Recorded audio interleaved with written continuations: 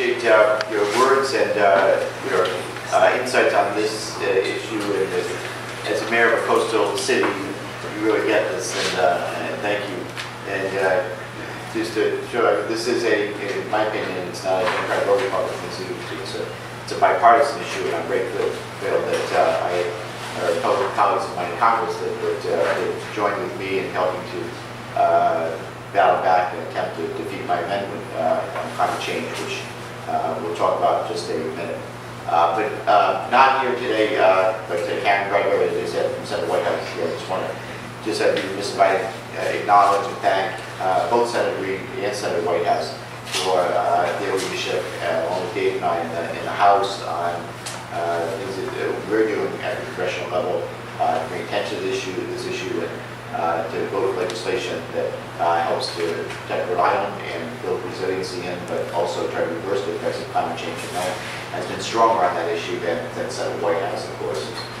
Very good conscience of the Senate for your nation, and really a global leader on the issue of climate change. So with that, let me just say a few words before I turn it over to our environmental leaders. Our country has obviously recently seen several major storms wreak havoc in the southeast and the Caribbean. Hurricanes Harvey, Irma, and Maria destroyed countless communities and wiped out our entire islands. Fortunately, Rhode Island was spared from those storms. However, as I mentioned earlier, it wasn't too long ago that we were hit by Superstorm Sandy. So just 5 years ago, Sandy slammed into the East Coast, knocking out power, flooding streets and basements, leaving communities in Rhode Island heavily damaged. So, and this was only a year after Irene, which obviously left a fair bit of damage in its own way. So nearly 300,000 residents across Rhode Island were then affected by Sandy. It uprooted homes and businesses. The streets in Squamish were buried under nearly 5 feet of sand. Parts of Newport Cliff Walk were washed out and took nearly 2 years to rebuild. Beaches all along Rhode Island became nearly unrecognizable after winds and massive storm surges hit our coast. The ocean state, of course, is no stranger to the effects of climate change. At this very spot in Tuxton Village, Woe saw unprecedented flooding during March of 2010, when it rained week after week in Rhode Island. In fact, it caused the Patuxent River to crest at over 20 feet above flood stage in some areas.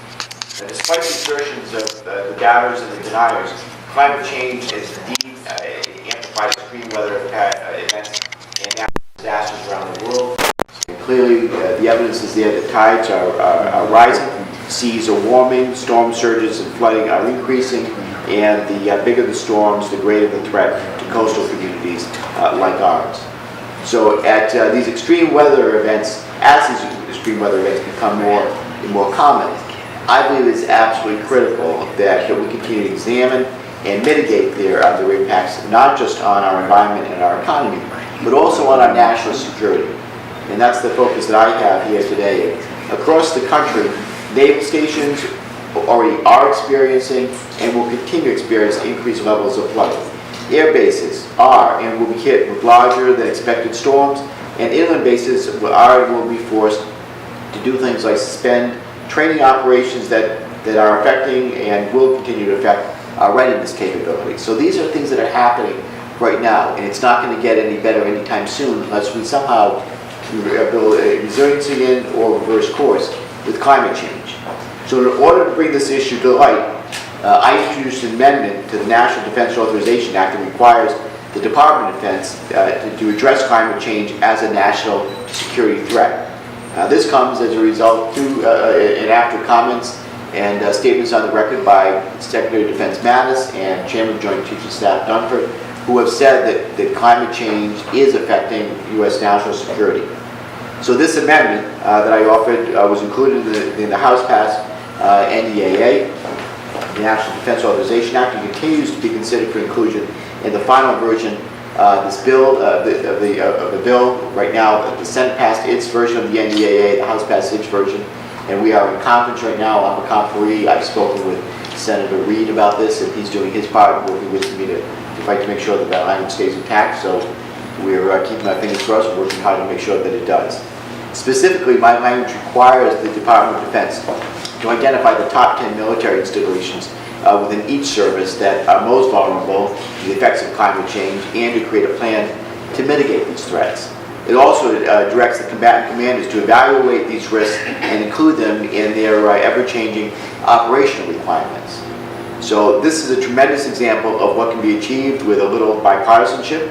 As I said, this was a bipartisan effort. Not only did it pass on committee by voice vote and without very any strong dissension, in addition to receiving support of Democrats, when there was an attempt to repeal my amendment on the House floor, we had 46 Republicans defend my language. Again, when there was an attempt to strike the language in the bill. So this is bipartisan. During this confirmation hearing, Secretary of Defense Mattis departed from President Trump's perspective by acknowledging that the effects of a changing climate will, and in fact are, impacting our national security. Now that Congress is acknowledging this threat, it's my hope that the President will eventually do the same.